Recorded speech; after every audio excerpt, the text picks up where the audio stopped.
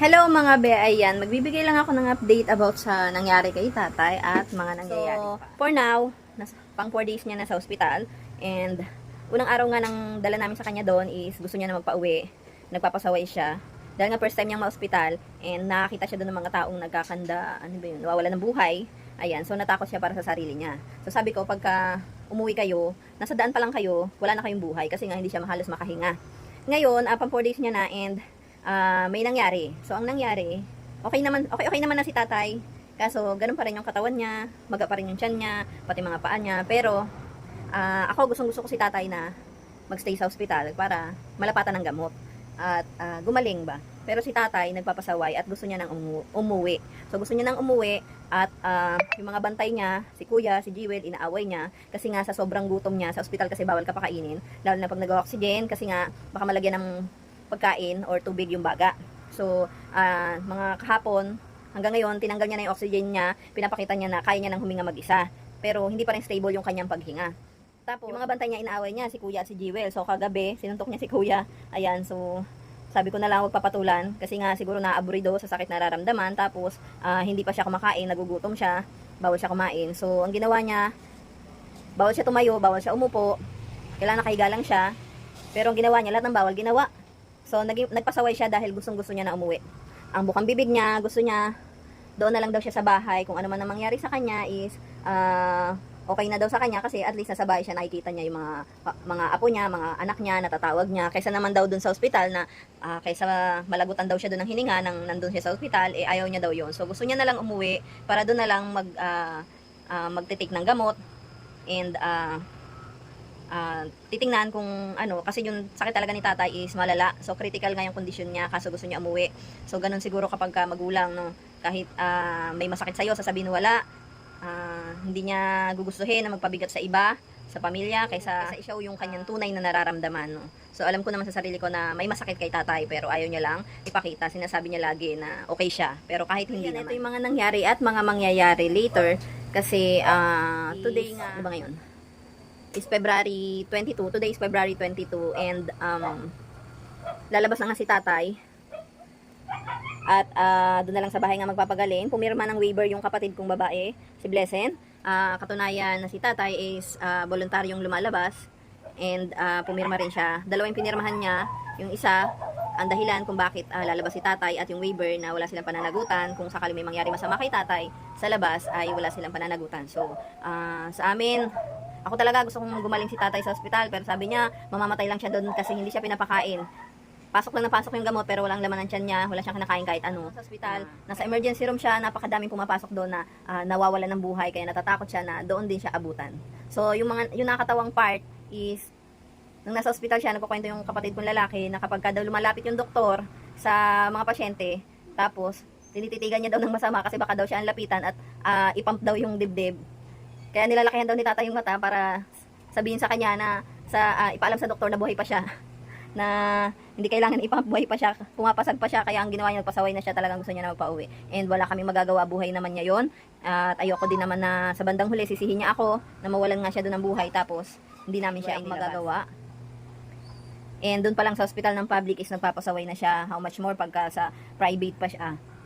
Magagastosan lang kami ng malaki and wala kaming panggastos na malaki, tapos nagpapasaway lang siya. So, ang gagawin namin is susundin na lang namin yung gusto niya dahil yun naman talaga yung gusto niya, ayaw niya talaga magpadala sa ospital, kaya naman iuwi na lang namin siya.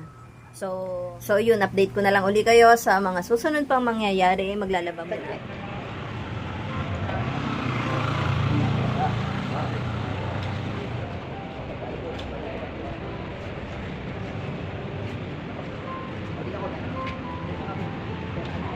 Ay, sir.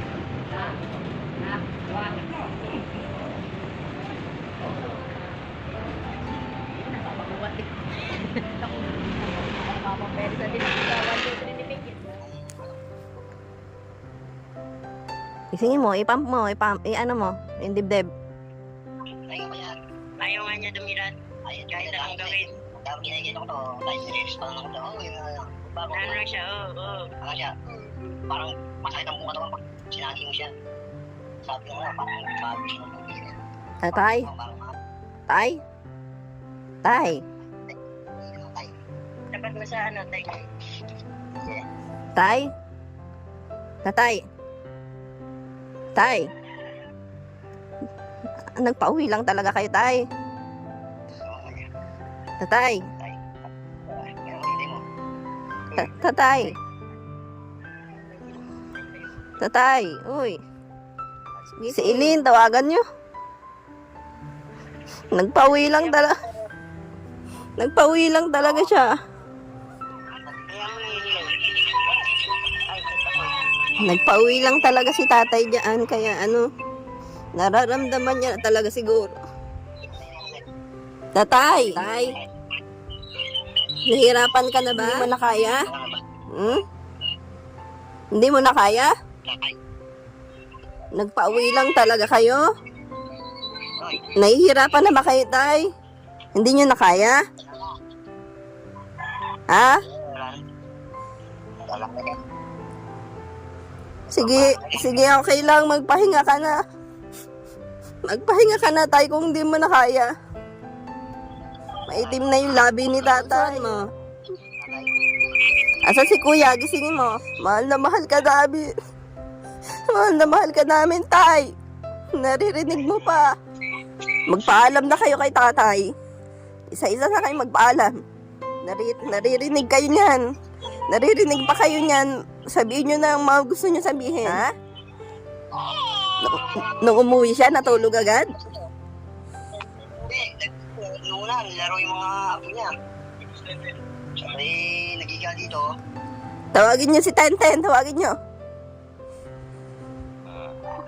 Ano, dadaling ka uli sa ospital? Tay. Tay. Ayaw niyan, te. Laban. Sabi niya kagabi, huwag daw siya dadalhin natin. Hayaan na lang daw siya dito sa bahay. Ayaw mo na gusto na magpahin agad ayon sa akin. Ano? Yung mga ano yan, yung nandito. Dito lang daw siya pakialaman. Dito na lang daw siya. Masakit na daw, sabi niyang ganyan. Tama na, masakit na. Ganun siya. Mag-sorry na kayo, tapos sabihin nyo na yung mga gusto nyo sabihin sa kanya kasi naririnig pa kayo niyan.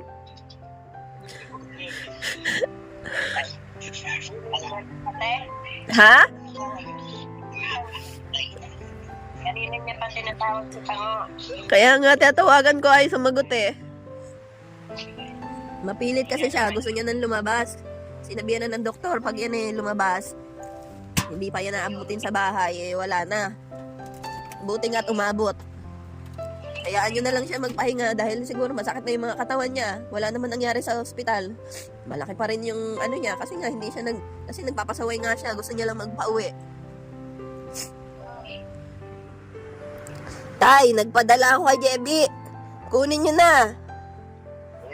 Puntahan nyo na ha, bago kayo umalis. Mahal na mahal namin kayo lahat. Alam ko naririnig nyo pa yan. Mahal na mahal namin kayo lahat. Tatay, gising. Ano na rin? Gising mo, tatay. Ano, tay?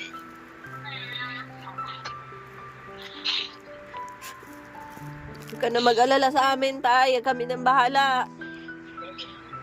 Magpaalam na kayo lahat, tapos hayaan nyo na lang siya matulog.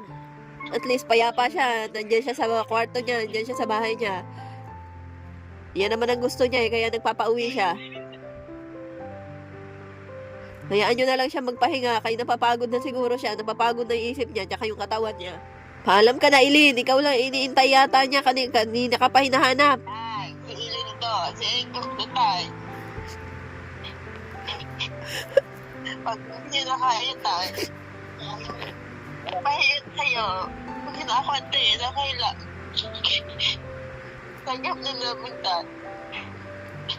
Mahal na mahal ka namin, Tay. Huwag ka na mag-aalala, ha? Magpahinga ka na lang. Sino po?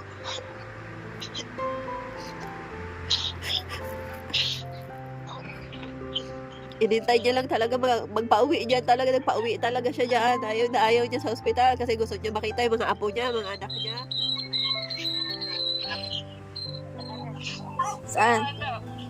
Kita mo.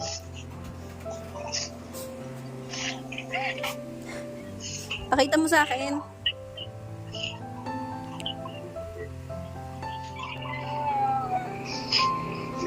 Hayaan nyo na magpahinga sa tatay.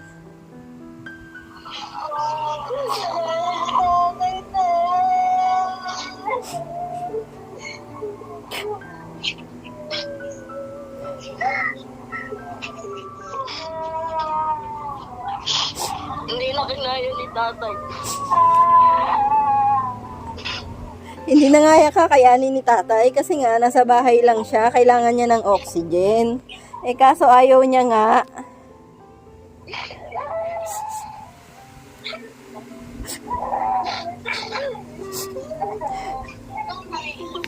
Punta ako dyan mamaya. Nag-aayos lang ako ng gamit ko kasi hindi na ako uwi. Dyan na ako mag-ano.